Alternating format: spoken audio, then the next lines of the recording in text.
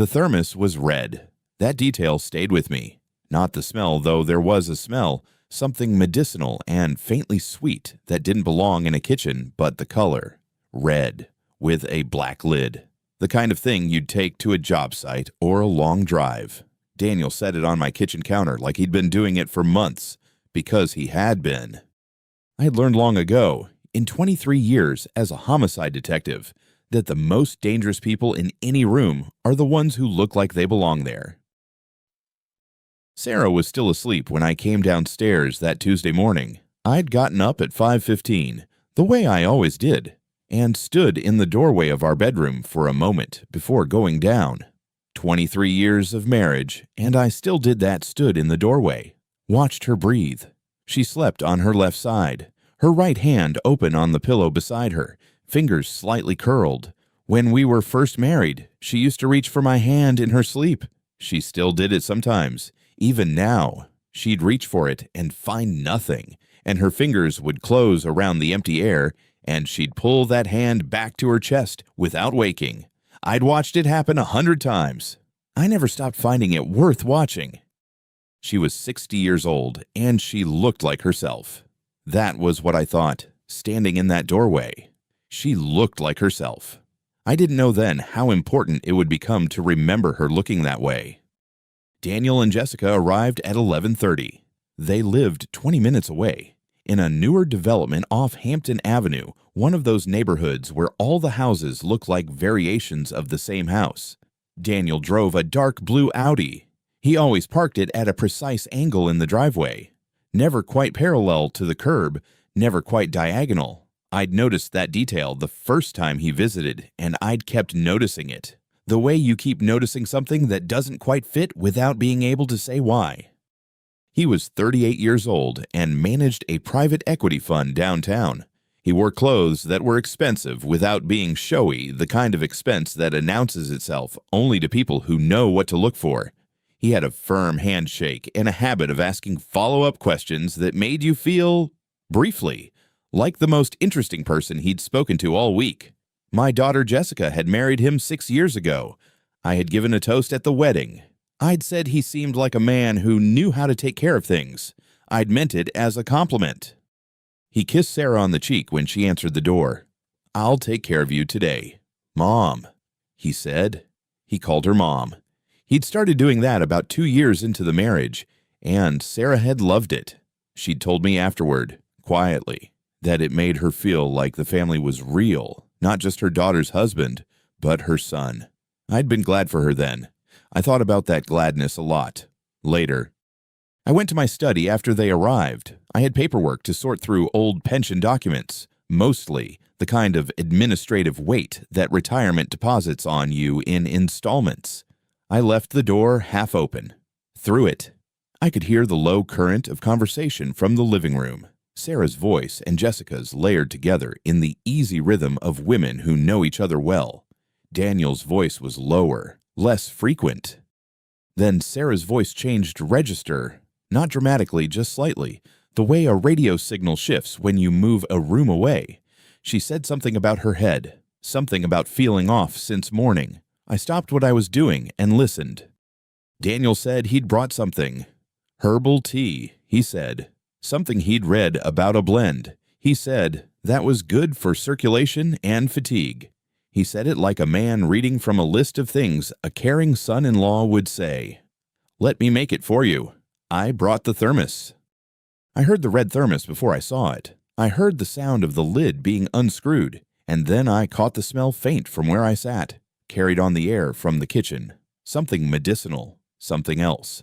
Something underneath the medicinal quality that I couldn't name, but that my body registered before my mind did. I'd spent enough years in rooms where things were wrong to know the difference between a smell that was simply unfamiliar and a smell that was something else entirely. Sarah drank the tea. I heard her thank him. Daniel and Jessica left at 2:15. I walked them to the door and shook Daniel's hand and told him it was good of him to come. He said he'd be back Thursday. He smiled when he said it. Sarah was asleep on the couch by 3 o'clock, not napping asleep, the deep, unreachable sleep of someone whose body has been told to stop. I stood over her for a moment. Her breathing was slow and even. Her color was fine, but she hadn't said she was tired before he left. She'd been mid-sentence about something, a neighbor, a story, and then she'd simply stopped and closed her eyes. I sat in the chair across from her and thought about the last 3 months. She'd started declining in September. That was the word that kept coming to me, declining, the way a doctor uses it, careful and imprecise. Fatigue that didn't respond to rest, a looseness in her memory, small things, names she should have known, words that wouldn't come. She'd lost 11 pounds between August and November without changing how she ate. She'd mentioned it once, laughing, saying maybe she'd finally found a diet that worked. I hadn't laughed. Daniel had started coming more frequently in September, twice a week, then 3 times, always with something food he'd cooked, supplements he'd read about, the red thermos, and its herbal tea. He'd said he was worried about her. He'd said it to me directly, looking me in the eye, the way a man says something when he wants you to believe it. I picked up the phone and called her doctor's office. It was 4 in the afternoon. I told the receptionist I needed to schedule a full workup blood work, comprehensive panel, everything. I said it wasn't urgent, but that I wanted it done this week. She asked the reason for the visit. I looked at Sarah sleeping on the couch. I thought about the smell from the thermos. I thought about something from a small brown bottle I'd once found at a crime scene. Years ago, the same faint sweetness beneath the medicinal surface, the same quality of wrongness that doesn't announce itself until it's already inside you. I said, I want to make sure she's okay. That was all I said. But I'd been a detective for 23 years, and I knew what I was looking for. I just didn't have the evidence yet. The appointment was on a Thursday. I'd chosen Dr. Patricia Reeves, specifically a neurologist at Denver Health, who specialized in complex neurological presentations, recommended by a colleague of mine from the department who'd worked a poisoning case 3 years earlier. Sarah's previous doctor, a general practitioner named Whitfield, who had been treating her for 2 years, had attributed her symptoms to age-related fatigue and early-stage vitamin deficiency. I'd sat across from Whitfield twice and watched him write prescriptions without once asking who spent time with Sarah at home. I didn't go back after the second visit. Daniel drove separately. He'd called that morning to say he wanted to come to support Mom, he said, in that careful voice he used when he was performing concern. Sarah had smiled when I told her. She still trusted him completely. That was the part that required the most discipline for me, watching her face light up when she talked about Daniel, knowing what I suspected and having nothing yet to prove it. I said, of course. He can meet us there. We arrived at 9:15. The waiting room at Dr. Reeves's practice was quiet, pale gray walls. 2 other patients, a receptionist named Donna, who had worked there long enough to know which patients needed extra time at check-in. Sarah moved slowly across the room. She needed my arm now for distances she used to cover without thinking.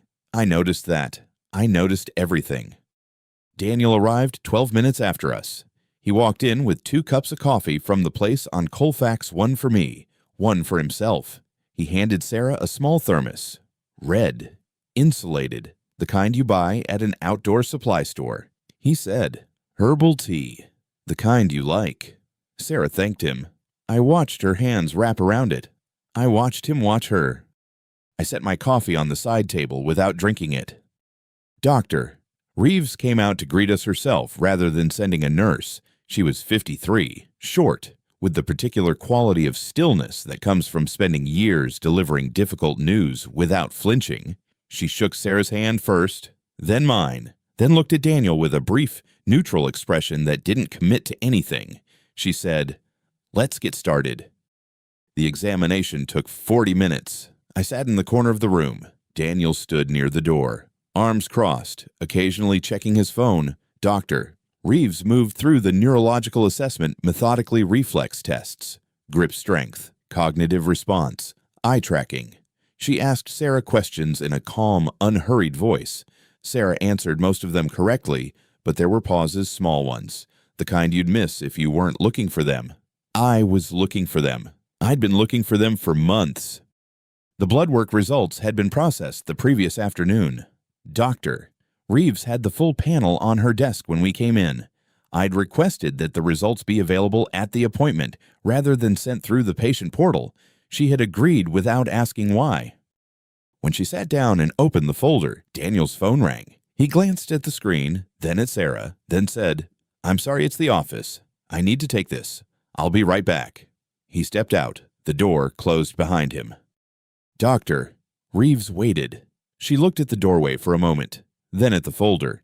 Then she stood, walked to the door, and turned the lock. Not loudly, just a small, deliberate click. She sat back down and looked at the results. I counted the seconds. I know because I was watching the clock on the wall behind her, a plain white face, black numbers, the kind that doesn't make any sound. 23 seconds. She didn't speak for 23 seconds. Then she looked up at Sarah, who was sitting on the examination table with her hands folded in her lap, and something passed across Dr. Reeves' face that she didn't try to hide from me.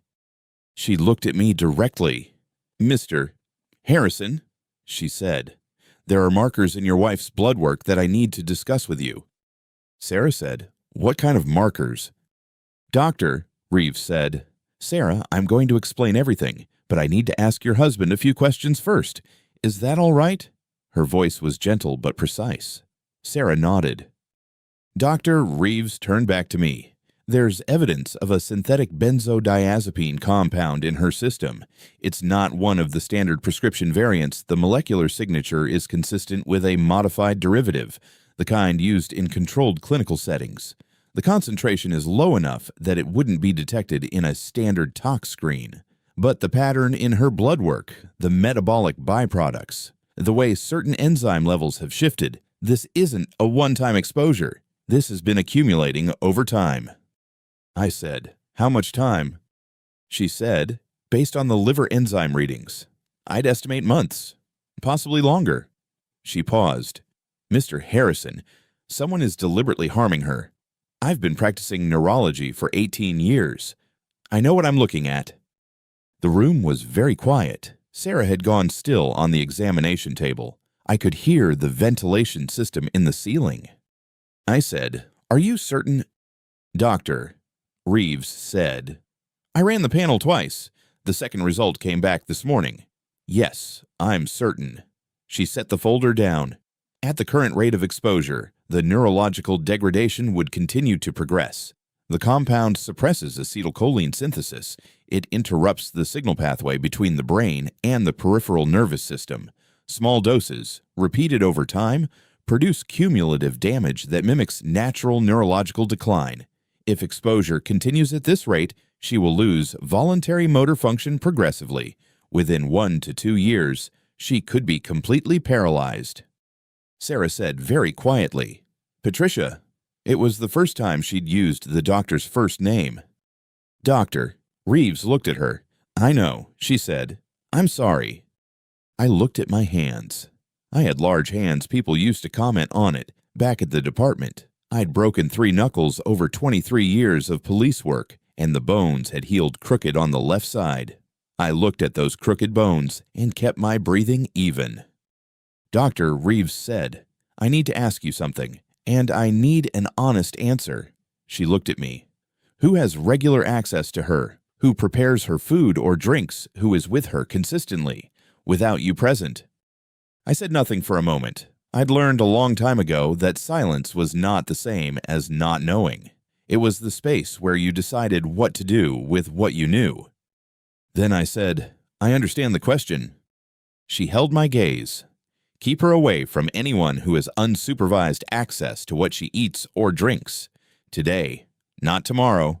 She reached into her desk drawer and removed a business card, which she slid across the desk toward me.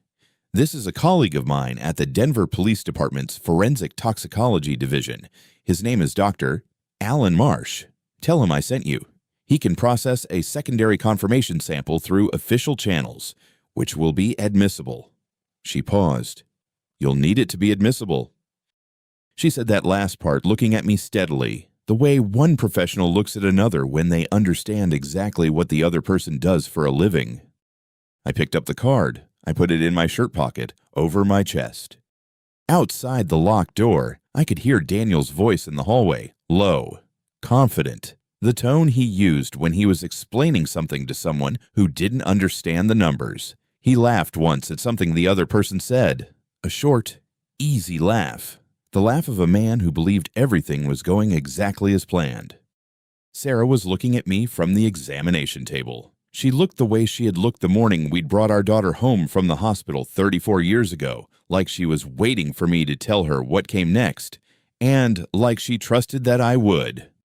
I said, "We're going to be all right." I didn't know yet exactly how I was going to prove it, but I had the card in my pocket, and I had 23 years of knowing how to build a case from nothing, and I had the name of a compound that didn't dissolve without a trace. That was enough to start. The parking garage was cold, the way underground structures in Denver always are in November, holding the chill even when the city above has warmed. I had my arm around Sarah as we walked to the car. She moved carefully, the way she'd been moving for months, not shuffling, not visibly unwell, but deliberate, as if each step required a small decision. I'd told myself for a long time that it was age, that 60 felt different than 50, that we were both slowing down. I stopped telling myself that the morning doctor, Reeves, had said what she said. Daniel was already at the car when we came around the corner. He was leaning against the passenger side door, one hand in his coat pocket, the other holding a red thermos I recognized immediately. He'd had it for as long as I could remember, or at least as long as I'd started noticing it. Brushed aluminum, no label, no brand mark, a simple push-button cap.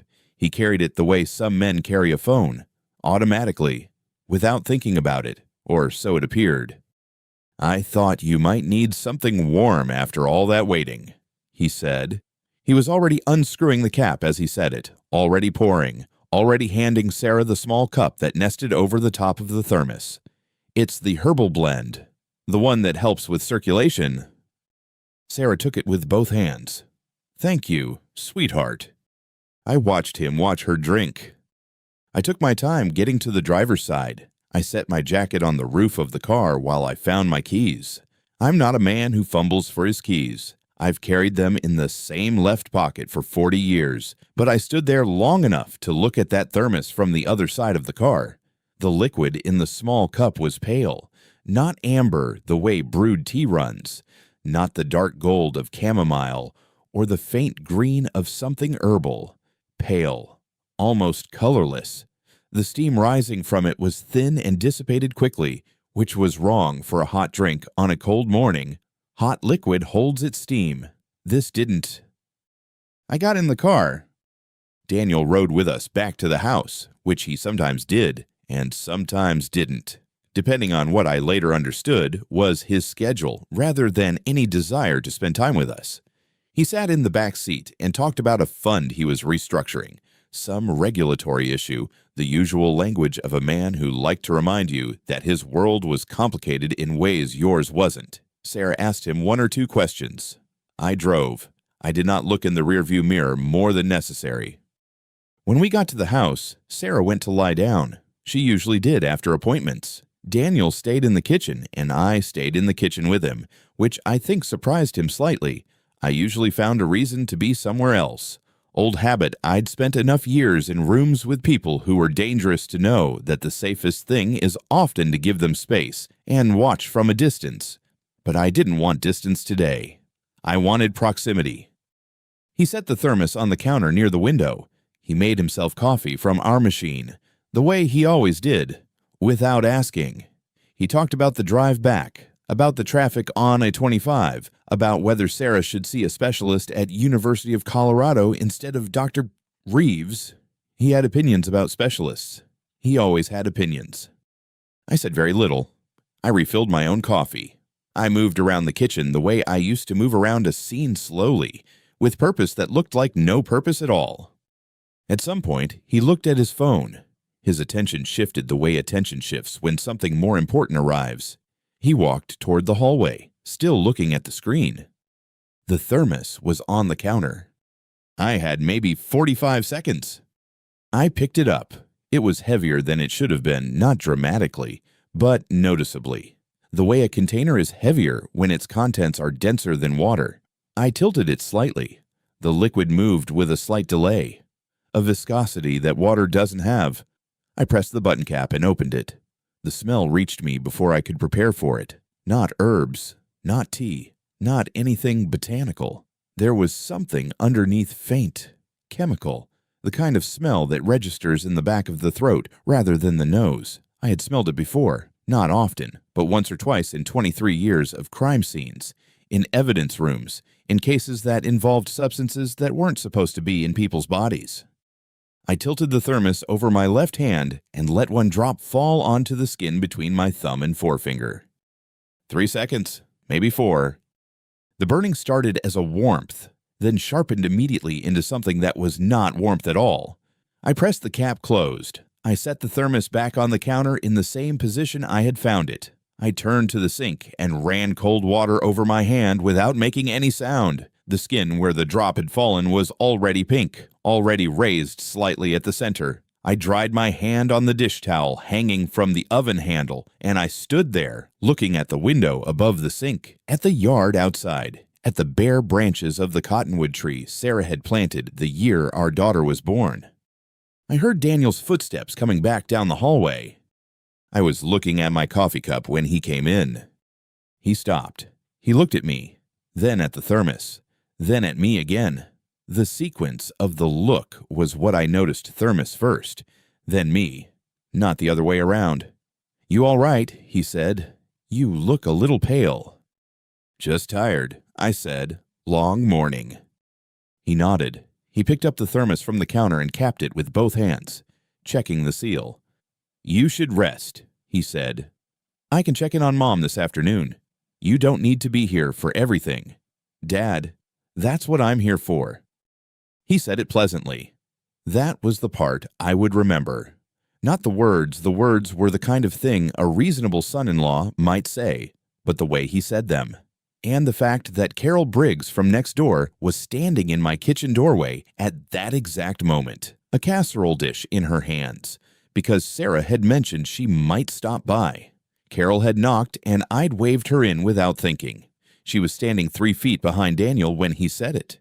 She looked at me over his shoulder with an expression I recognized, the careful blankness of a person who has just heard something they weren't meant to hear and doesn't yet know what to do with it. Daniel turned, saw Carol, and smiled at her. "Sorry," he said easily. "Family stuff." He picked up his coat from the back of the chair. Carol set the casserole on the counter and said, very quietly, after he left the room, "Mike, are you all right?"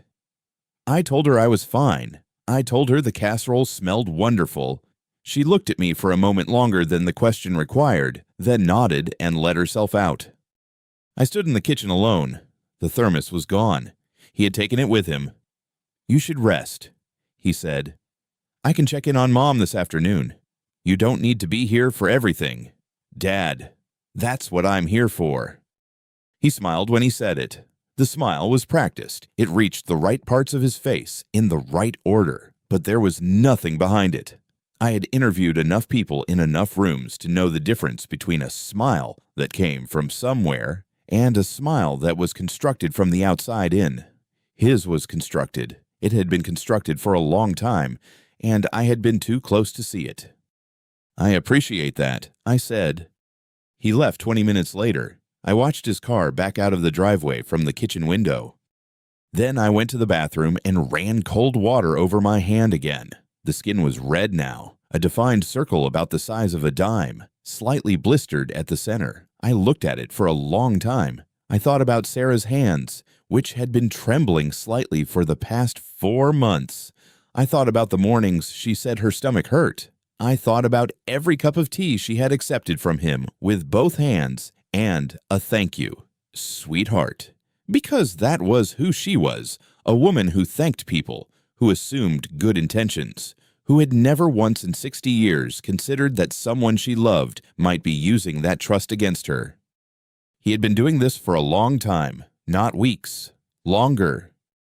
I dried my hand. I went to the desk in the spare room where I keep the things I no longer need for any official purpose: old notebooks, a scanner, 2 external drives, and a case box from my last year on the force that I'd never returned because no one had asked for it.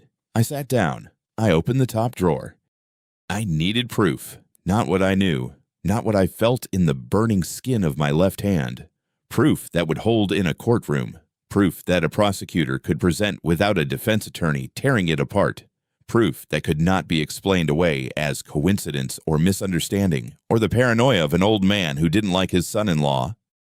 I had been a detective for 23 years. I knew exactly what that proof needed to look like. I picked up Dr.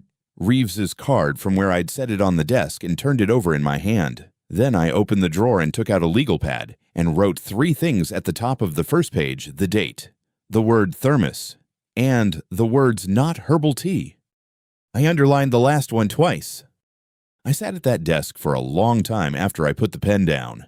The legal pad was in front of me. The card was next to it. The window behind me faced west, and the sun was going down over the Rockies in that particular way it does in November, all orange and flat. No warmth in it, just color. Sarah was asleep upstairs. I had checked on her twice in the last hour, standing in the doorway long enough to hear her breathing. She was breathing fine. That was all I had right now. She was breathing fine. I don't know exactly when the memory came back. It wasn't the first time I'd thought about it in the past few weeks, but sitting there with those 3 words underlined on a legal pad, it came back with a different weight than it had carried before. 7 years ago, on a Thursday morning in late October, Sarah fell down the stairs. I was at the grocery store. She called me from the floor. She was calm when I answered that careful voice she used when she was trying not to alarm me.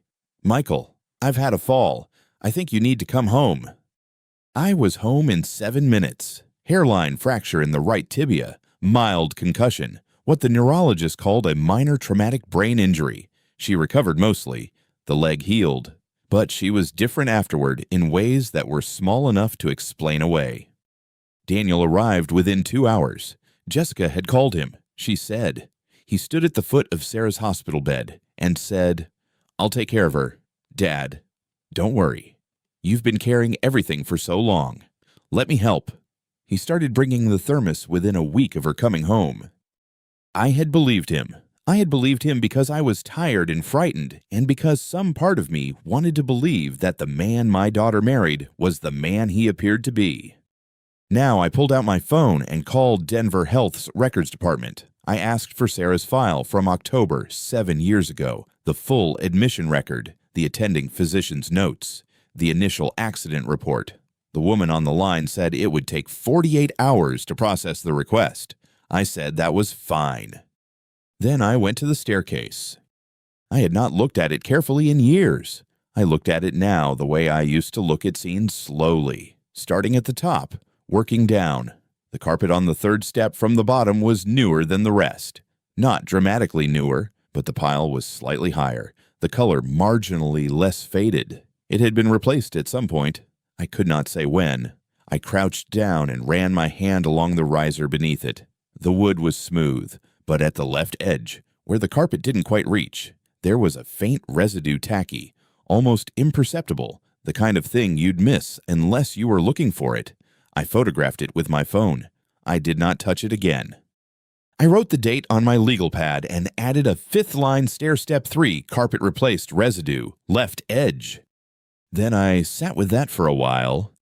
I was at the grocery store. She was home alone. She called me from the floor. She'd managed to reach the phone. She told me later, by dragging herself 3 feet to where it had landed when she fell. She was calm when I answered. That was the thing that frightened me most. She said, "Michael, I've had a fall. I think you need to come home." That was it. No panic. Just those 2 sentences, in that careful voice she used when she was trying not to alarm me. I was home in 7 minutes. She was at the bottom of the staircase with her right leg at an angle that told me immediately it was broken. She had a cut above her left eye that had bled enough to soak into the carpet. She was conscious. She knew her name. She knew my name. She knew what day it was. I called 911 and sat on the floor next to her and held her hand until they arrived. I did not let go of her hand once. The hospital said she had a hairline fracture in her right tibia, a mild concussion, and what the neurologist at the time called a minor traumatic brain injury. They said she would recover. She did recover mostly. The leg healed in 8 weeks. The concussion resolved, but afterward, she was different in ways that were small enough that you could tell yourself you were imagining it. She tired more easily. She lost words sometimes, mid-sentence, and would stop and look at the middle distance until they came back. Her balance was never quite what it had been. Daniel had been there within 2 hours of the fall. I remember being surprised by how fast he arrived. Jessica had called him. She said he came into the hospital room and stood at the foot of Sarah's bed and looked at her with an expression I had read, at the time, as concern. He said, "I'll take care of her, Dad. Don't worry. You've been carrying everything for so long. Let me help." I had been a detective for 23 years. I had interviewed hundreds of people. I had learned to read faces, to listen for the thing beneath the thing being said. I had sat across from people who had done terrible things and watched them tell me they hadn't. I knew what a performance looked like, and I had believed him. I had believed him because I was tired, and because I was frightened, and because some part of me wanted to believe that the man my daughter had married was the man he appeared to be. I had believed him because Sarah came home from the hospital and Daniel started bringing the thermos. And she said, more than once, "He's so thoughtful. He made this himself. He says the herbs are good for healing." I had believed him because I was working 2 days a week, consulting for a private firm that year, and I was glad someone was there when I wasn't, and I told myself that was enough. I should have known. That is the sentence that sat in my chest now like something with weight to it. I should have known, not because I was her husband, though I was, and that should have been enough, but because I had spent 23 years being paid to know. I had caught people who lied for money. I had caught people who lied for smaller reasons than money. I had looked at evidence that other people called coincidence and understood it was not coincidence. That was the work. That was what I had done every day for over 2 decades. And I had come home and turned it off. Sitting at the desk in the last of the November light, I understood something that I had been circling for weeks without letting myself land on it. The fall had not been an accident. I did not know yet how Daniel had managed it, whether he had been in the house that morning, whether there was something on the stairs, whether it had been something Sarah had taken that made her dizzy. I did not have evidence of that, but I understood now, with the particular clarity that comes when you finally stop arguing with what you already know, that the fall and the thermos and the 7 years were not separate things. They were one thing. The fall was the beginning of the plan, not a coincidence that Daniel had decided to exploit. He had been there within 2 hours. He had offered to help immediately. He had started bringing the thermos within a week. 7 years. Every visit, every cup of tea that Sarah drank and thanked him for and told me proved what a good man he was. Every week that her hands shook a little more. Every month that she slept a little longer. Every year that she needed a little more help getting up from a chair. I had watched all of it and told myself it was age. It was the fall. It was the way some people's health declined in their late 50s. I picked up the legal pad and wrote a 4th line under the first 3. I wrote the fall 7 years ago, same pattern. Then I sat with that for a while. The thing about working a case, the thing I had always known, the thing that separated the detectives who closed cases from the ones who didn't, was that anger was a luxury you could not afford until the work was done. Anger made you move too fast. Anger made you show your hand before you had all your cards. I had seen it happen to other men. Good men. Men who cared about the case and let that caring become a liability. I was not going to make that mistake. I closed the legal pad, set it in the locked drawer where I kept the documents from the thermos, and went upstairs to check on Sarah a 3rd time. She was still asleep. Her breathing was slow and even. I stood in the doorway for a count of 10, the way I used to stand in doorways on the job present, quiet, watching. Then I went back downstairs and started writing down everything I needed to do next. The dinner was Sarah's idea. She'd been having a better week 2 days without the headaches she couldn't name. One morning where she'd managed to make coffee herself before I came down, and she wanted to cook. I told her I'd help. She said she didn't need help. I let her have that. Daniel and Jessica arrived at 6:30.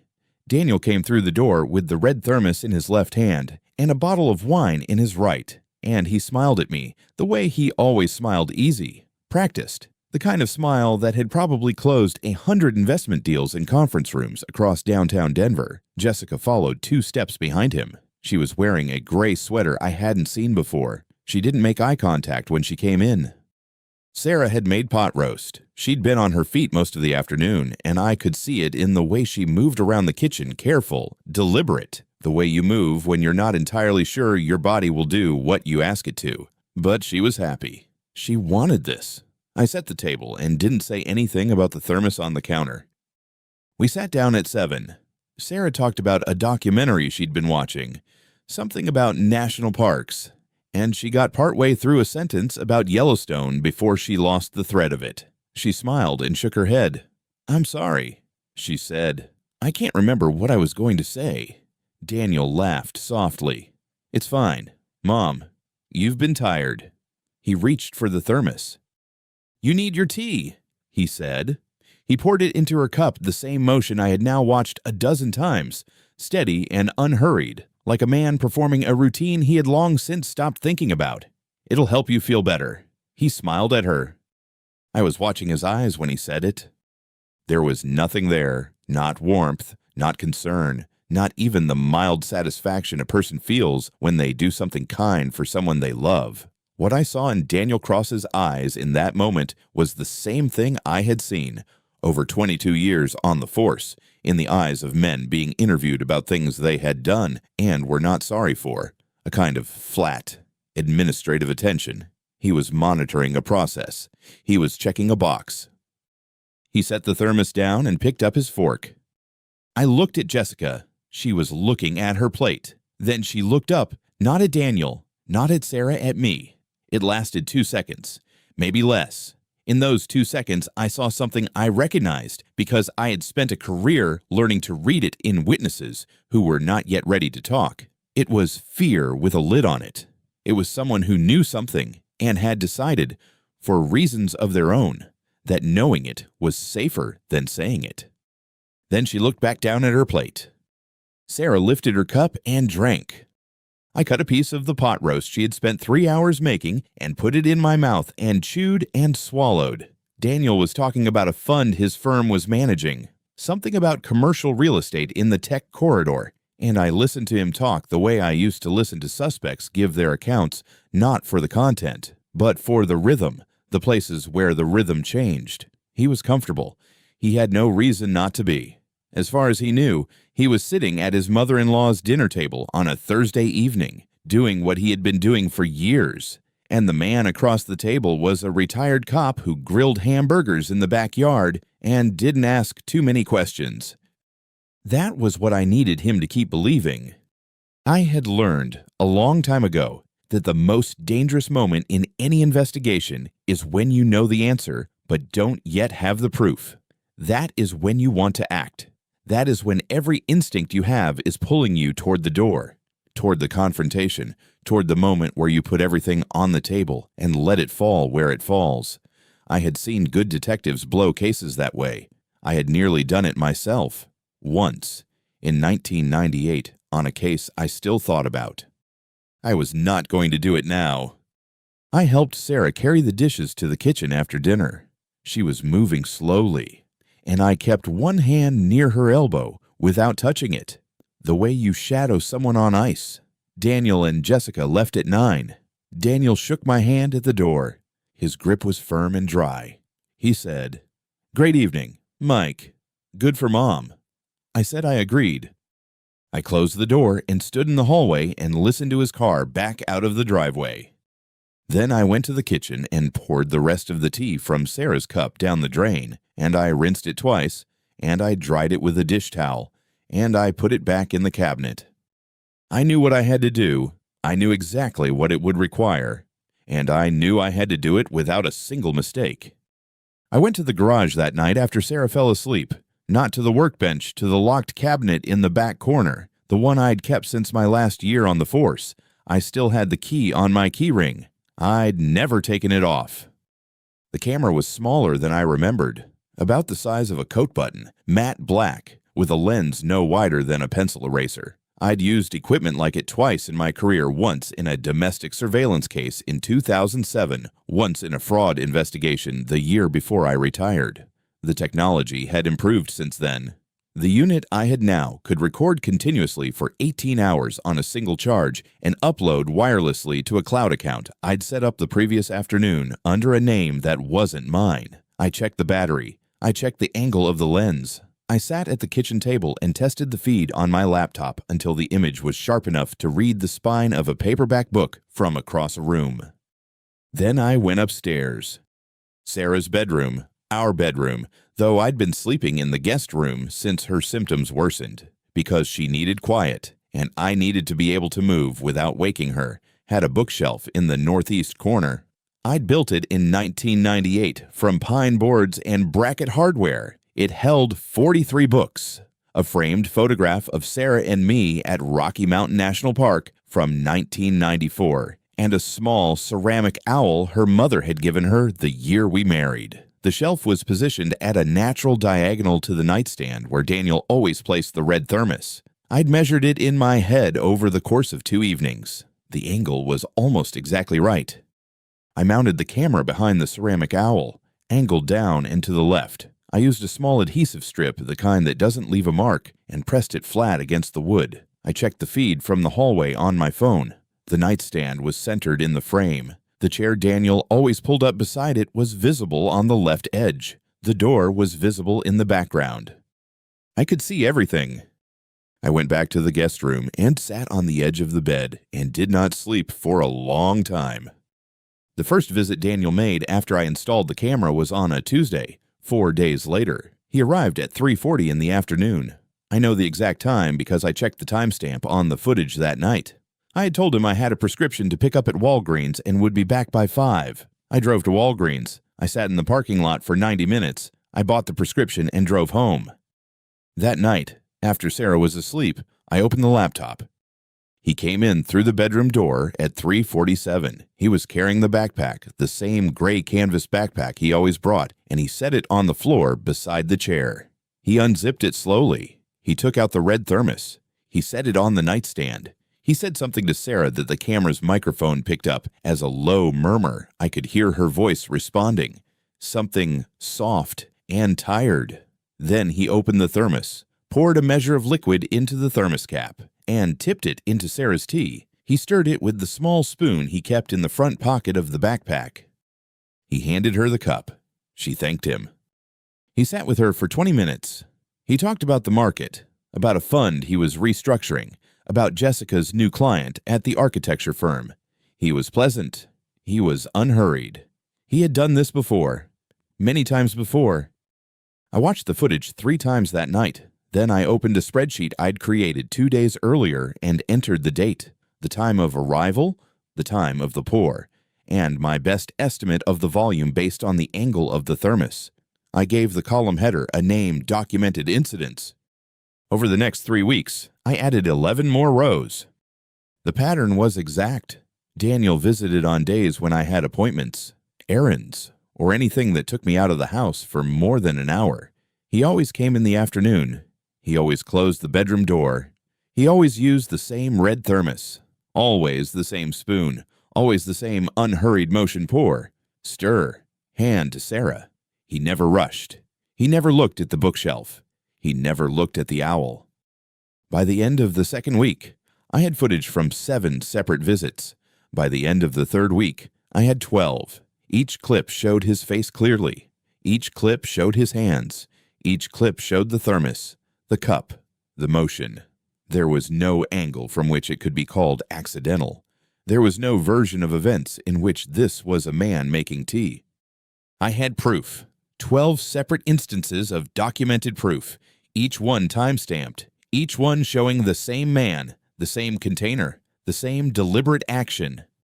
On a Thursday evening, I called Lisa Chen. We'd worked together for 6 years in the homicide division before she moved to financial crimes and I retired. She'd been at our wedding. She'd sent flowers when Sarah was first hospitalized. I trusted her the way you trust someone who has sat beside you in a car at 2 in the morning, waiting for something bad to happen, not because you've chosen to trust them, but because you simply do. I said, Lisa, hypothetically, if I had video footage showing someone adding an unknown substance to my wife's drink on 12 separate occasions, and each clip was time-stamped and showed the person's face, clearly would that be enough for an arrest warrant? There was a pause on her end, not a long one. She said, Mike, are you telling me what I think you're telling me? I said, I'm asking a hypothetical question. She said, the answer to your hypothetical question is yes. Clear footage, consistent dates, identifiable subject that's probable cause. Combine it with a toxicology report, and you've got enough for a warrant, and then some. Another pause. How many clips did you say? 12. She didn't say anything for a moment. Then she said, send me nothing yet. Don't send anything yet, but don't delete it either, eh? And Mike? She stopped. I know, I said. Don't tip him off. I told her I wouldn't. I told her I'd been a detective for 22 years, and I understood the value of patience. I hung up and sat in the dark of the guest room and looked at the ceiling. 12 rows in a spreadsheet. 12 clips on a cloud server. Sarah asleep down the hall, her breathing slow and shallow, her body still fighting something she didn't know was being put into it. I had what I needed. Now I had to decide how to use it. I sat with that question for 3 days. Not the question of whether to act that was never in doubt. The question was how. 22 years as a detective had taught me that the difference between justice and a mistake is almost always timing. You move too early, the evidence gets challenged. You move too late, someone gets hurt. I had spent 3 weeks watching Daniel Cross walk in and out of my house with a red thermos and a smile, and I had not said one word to him about any of it. That kind of patience costs something, but it pays better than the alternative. On Wednesday, I called Lisa Chen. We had worked together for 4 years in the mid-90s, before she made detective and I retired. She was meticulous, and she was fair, and she did not like to lose. I told her I had video footage of a man administering an unknown substance to my wife on 12 separate occasions. I told her I had the thermos. I told her I had Dr. Reeves's lab findings. I told her I wanted to do this right. Lisa was quiet for a long moment. Then she said, Mike, if this is what you're saying it is, we need to do this in a controlled environment. You can't just hand me a USB drive and call it a day. I told her I knew that. I told her I had an idea. She came to the house Thursday evening. I showed her the footage on my laptop, all 12 clips, each one time-stamped, each one showing Daniel's face clearly in the frame, each one showing his hands moving over Sarah's cup. Lisa watched without speaking. When the last clip ended, she closed the laptop herself and sat back in her chair. Where is she now? Lisa asked. Upstairs, resting. And he doesn't know about the camera? No. She nodded slowly. Okay, here's what we're going to do. We talked for 90 minutes. By the time she left, I had a plan that was not mine alone. It was built on evidence, coordinated with law enforcement, and constructed so that nothing Daniel Cross said afterward would matter. That was the only kind of plan worth making. Friday morning I called Daniel. His voice was easy, relaxed. He had no reason to be anything else. Daniel, I said, I wanted to get the family together this Sunday. Sarah's been asking to see you and Jessica. I got some results back from the doctor, and I think it would be good to have everyone in the same room. A brief pause. Is everything okay? The doctor wants to talk to the family. I'd rather do it all at once than make separate calls. Of course, he said. We'll be there. What time? 2 o'clock. We'll bring lunch, he said. No need, I said. I've got it covered. He said that was fine. He sounded warm. He sounded like a son-in-law who was concerned about his mother-in-law's health and wanted to be supportive. I had heard that voice for 7 years, and I had believed it for most of them. I did not believe it anymore, but I let him hear nothing in my voice that would tell him that. I said, see you Sunday, and I hung up and went to make coffee. Sunday came the way Sundays do in November in Denver, gray sky, cold light, the kind of morning that makes the inside of a house feel sealed off from the world. Sarah was up early. She moved slowly through the kitchen, and I watched her without watching her, the way I had learned to do over the past 3 weeks. Her hands shook slightly when she lifted her mug. She had been having headaches again. She thought it was the altitude. She had lived at this altitude for 34 years. The Saturday before, Jessica called me. Not Daniel Jessica. She called at 10 in the morning, which was unusual. She usually texted. I answered, and she didn't say anything for a moment. I could hear her breathing. Then she said, "Dad, can I ask you something?"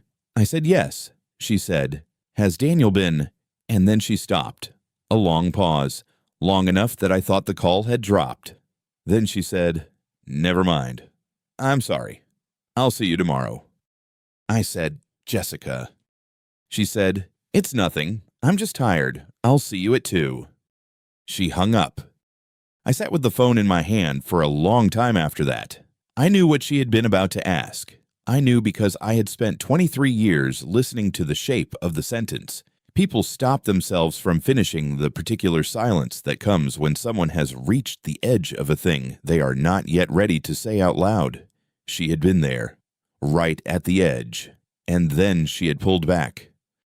I did not call her back. It would have frightened her, and frightened people do not say what they know they protect themselves, which is what Daniel had trained her to do.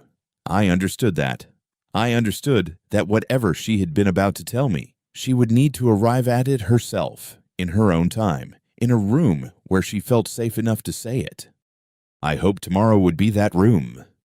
I had asked Dr. Reeves to come at 1:30. She arrived at 1:28, which told me everything I needed to know about her. She was wearing a gray coat and carrying a leather portfolio, and she shook my hand at the door and said nothing unnecessary. I showed her to the dining room. She sat down and opened her portfolio and waited. At 5 minutes to 2, Lisa Chen called me from the street. She said she and 2 officers were parked at the corner. She said, "You ready?" I said I was. Daniel and Jessica arrived at 2 o'clock exactly.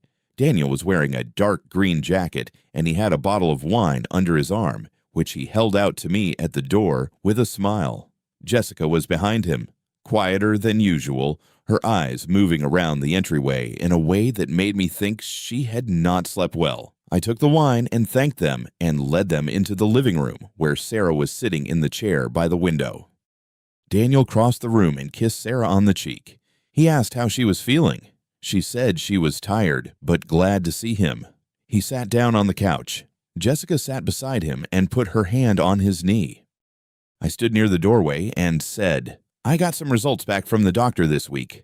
There's something unusual in Sarah's blood work. The doctor wanted to speak with all of us together."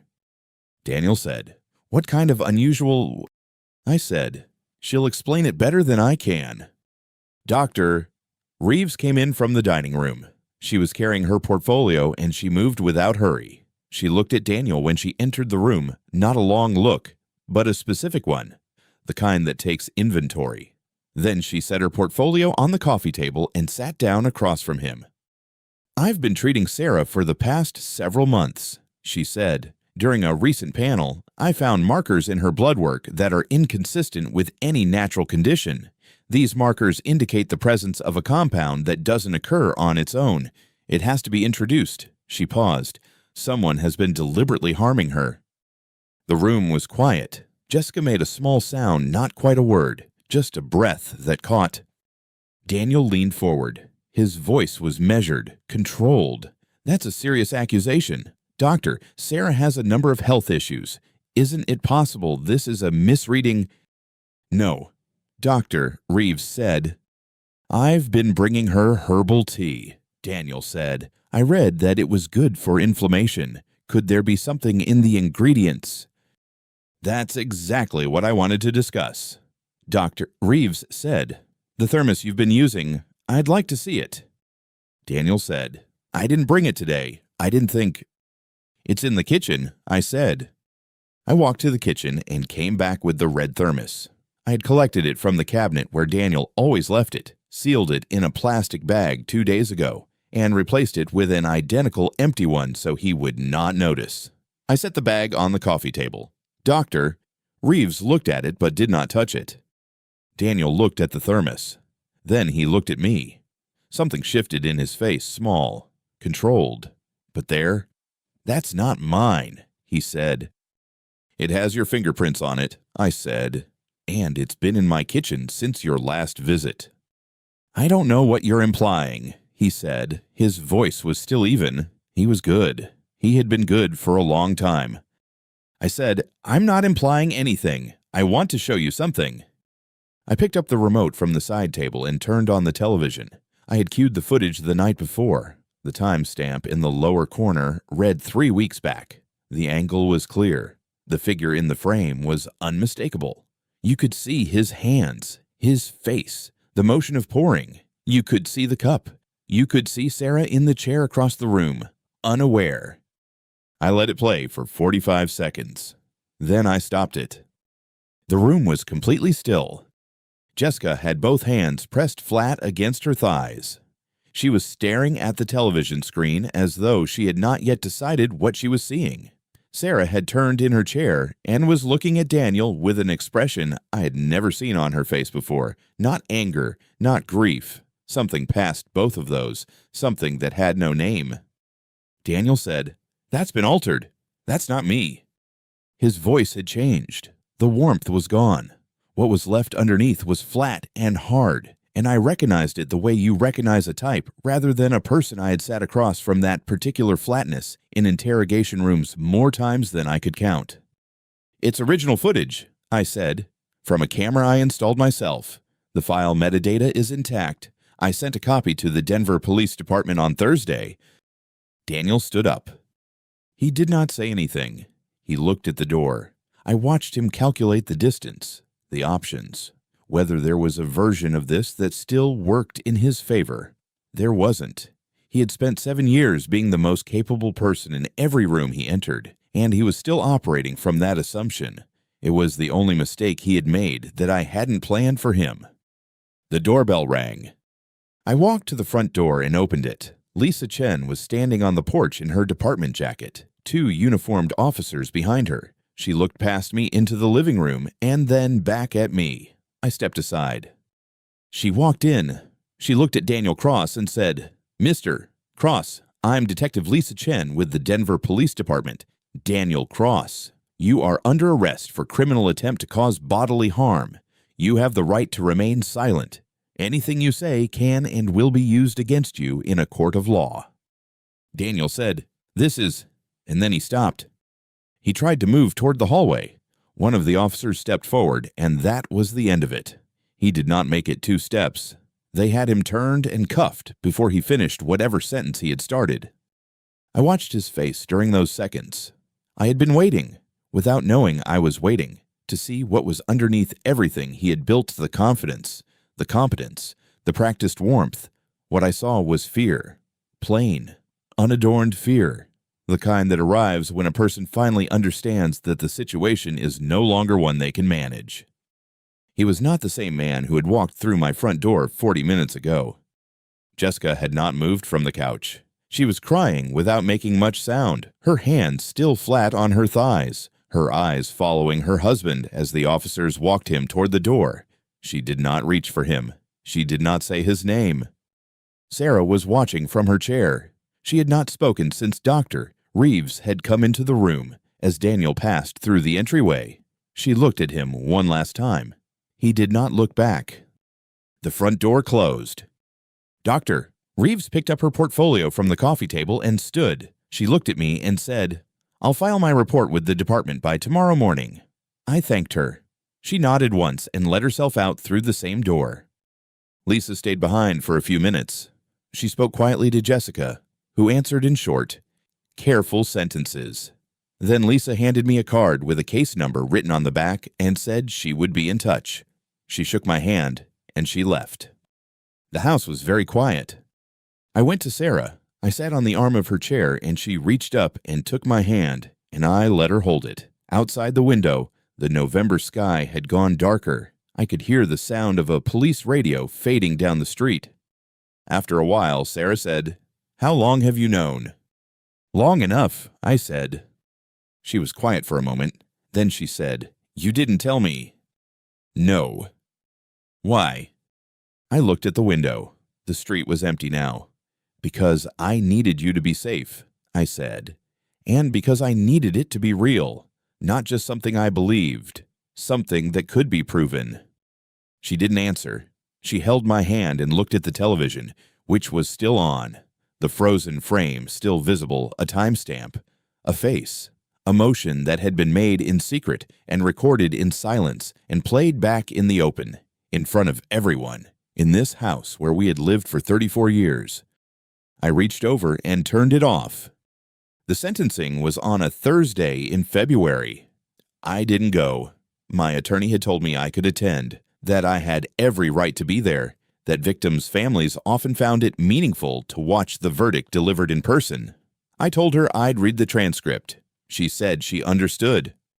Daniel Cross received 15 years in a Colorado State Correctional Facility on charges of aggravated assault with intent to cause serious bodily harm, a charge that, under Colorado statute, carried mandatory minimums when the victim was a spouse or family member and the harm was prolonged and premeditated. The judge, a woman named Honorable Claire Weston, who had been on the Denver District Bench for 22 years, described the case in her sentencing remarks as one of the most calculated and sustained acts of domestic harm this court has seen in recent memory. I read those words 3 times. I didn't feel satisfaction. I felt something quieter than that. Something closer to the way a room feels after a long noise finally stops. I had not been in the courtroom for the sentencing, but Ray Kowalski had been. Ray was a retired sergeant I'd worked with for 11 years in the late 90s, a compact, deliberate man who had testified in more than 200 cases and had never once been rattled on the stand. He called me from the courthouse steps that afternoon. "Mike," he said, "I thought you'd want to know." I said I was listening. When they read the 15 years, he just stood there, didn't move. His attorney put a hand on his arm and he shook it off. Then they brought the officer over to cuff him for transport, right there in the courtroom, and he looked out at the gallery. Ray paused. The fund guys were there, 3 of them, the ones who pulled out after the arrest. They were sitting in the second row. He saw them. They didn't look away. I said, "What did he do?" "Nothing." Ray said, "That was the thing. There was nothing left to do. They walked him out through the side door, and that was it. The whole room watched him go." I thanked Ray. He said, "You did good. Mike, you did it right." I told him I'd had help. He said he knew, and hung up. I set the phone down on the desk and looked at the window. The February light was flat and white. Sarah was in the next room, resting. His accounts were frozen within 48 hours of the arrest. The fund he managed, the one that had given him the corner office and the Audi, and the particular kind of confidence that comes from other people's money, was placed under regulatory review. 3 of his investors pulled out before the review even concluded. His assets, including a property in Cherry Creek that I had never known existed, were seized and placed in a restitution fund for Sarah. My attorney said the total figure was substantial. I told her to make sure Sarah's medical expenses were covered first, then the rest could go wherever the court directed. She said that was exactly what would happen. Jessica called me 2 weeks after the sentencing. She had moved out of their house the night of the arrest and had been staying with her mother in Colorado Springs. Her voice on the phone was careful, the voice of someone who had rehearsed what they were going to say and was no longer sure any of it was right. She said, "Michael, I need to tell you something." I said, "Go ahead." She said, "I knew something was wrong, not what I didn't know what, but I knew something wasn't right. The way he acted around Sarah, the way he'd insist on bringing things for her, and I was afraid of him. I know that's not an excuse. I know it isn't." She stopped. I waited. She said, "I'm sorry I didn't say anything sooner." I told her she was not at fault. I told her that Daniel had operated the way people like him always operate, slowly, quietly, in the margins of ordinary life, where no one thinks to look. I told her she had been a victim of his as surely as Sarah had been. She cried. I let her. When she was done, I said, "You take care of yourself. That's what matters now." She said she was filing for divorce. I said I knew. Sarah's recovery was not fast, and I did not expect it to be. The toxicologist had told us that the compound Daniel had been introducing into her system, a synthetic compound derived from a heavy metal chelate, the kind of thing you don't find at a pharmacy, had been accumulating in her tissue for years. Years. 7 years of Sunday visits and red thermoses and herbal tea that was not herbal tea. The body does not flush that out in a week, but it does flush it out. By the end of the 2nd month, she was sleeping through the night without waking from the headaches that had plagued her for so long she had stopped mentioning them. By the 3rd month, she was walking to the end of the block and back without needing to rest. She started finishing sentences again, full sentences, without losing the thread halfway through, which had been happening so gradually over the years that I hadn't recognized it as a symptom until Dr. Reeves pointed it out. Sarah recognized it herself. That was the hardest part for her. I think not the physical recovery, but the inventory, the slow accounting of what had been taken. One morning in March, we were sitting at the kitchen table. I had made coffee. She was holding her mug in both hands the way she always did when it was cold, and the light was coming through the window at the angle it only comes in March, low and pale and specific. She looked at me and said, "How long have you known something was wrong before the doctor? I mean, before all of it?" I thought about it. I said, "A long time." She nodded. She said, "And you never said anything to me?" I said, "No." She was quiet for a moment. Then she reached across the table and put her hand over mine. She said, "How do you love someone that way?" That quietly. I didn't have an answer that felt adequate. I said, "I never stopped, even when you didn't know you needed it." She looked at her coffee. She said, "I know that now." Detective Chen called me in April. She said the department's Criminal Investigations Division had asked her to pass along their formal thanks, which she said she was happy to do, but that the thanks were also her own. She said the video evidence I had gathered had been described by the prosecuting attorney as textbook, that the timestamps, the angles, the unbroken chain of custody had made the case effectively airtight before it ever reached a courtroom. Then she told me something I had not expected. She said that in the course of their investigation into Daniel's background, they had identified a second victim, a former business associate of his, a man named Robert Gallagher, who had been experiencing neurological symptoms for 2 years and whose doctors had been unable to determine the cause. The compound matched. The method matched. Daniel was facing additional charges. She said, "You may have saved more than one person." "Michael," I said. "I was only trying to save my wife." She said she knew. She said that was enough. The trial for the Gallagher charges was still pending when summer came. I didn't follow it closely. My attorney kept me informed of the significant developments, and I read what I needed to read and set the rest aside. There was other work to do. Sarah had started physical therapy 3 times a week, and on the days she went, I drove her and waited in the parking lot with a book I rarely read. On the days she didn't go, we walked farther each week. By July, we were walking to Washington Park and back, which was something we hadn't done together in longer than I could precisely remember. In September, we took the trip.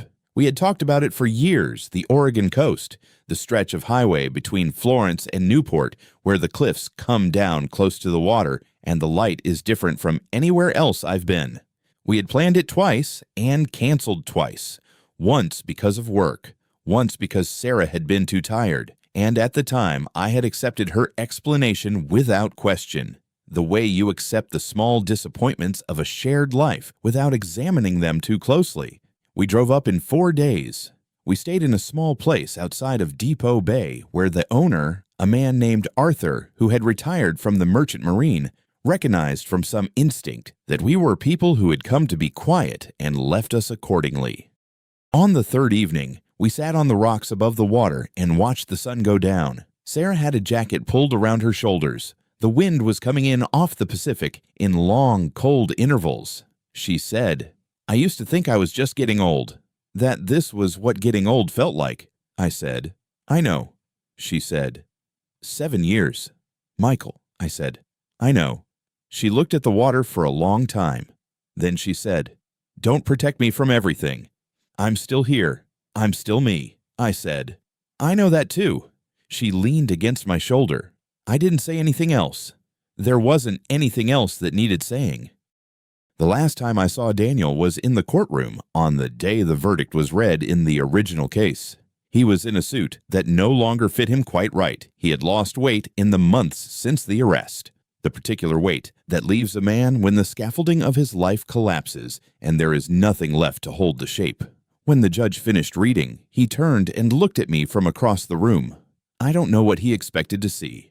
Whatever it was, I don't think he found it. I felt nothing toward him that I would call anger. I felt nothing toward him that I would call satisfaction.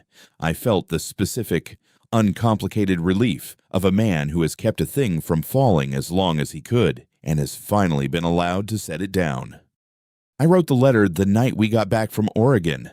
I didn't intend to give it to Sarah. It was not that kind of letter. I wrote it because there are things that need to be said somewhere, even if not out loud, even if not to anyone. I wrote, I installed the camera because I loved you, and because love, when it is serious, requires evidence. I was silent because I understood that silence is not absence, it is preparation. I waited because I knew that the truth, documented carefully and presented at the right moment, would speak more clearly than anything I could have said in anger or in grief. I did not tell you because telling you would have required me to explain what I only suspected, and suspicion is not protection. Proof is protection. Patience is protection. Knowing when to act and when to wait, that is protection. I folded the letter and put it in the drawer of my desk. Under the folder where I had kept the first camera receipts and the toxicology notes and the chain of custody documentation. Then I closed the drawer and went to bed. Sarah was already asleep. The room was dark and quiet. I could hear her breathing steady, even the breathing of a person whose body is doing what it is supposed to do. I lay there for a while and listened to it. It was the best sound I knew. If you have ever watched someone you love struggle to breathe and understood, in the quiet of that room, that love without proof is just hope, then you already know why I did what I did and why I would do it again. These stories don't end neatly, but if the ones I carry find something true in you, I'll keep telling them.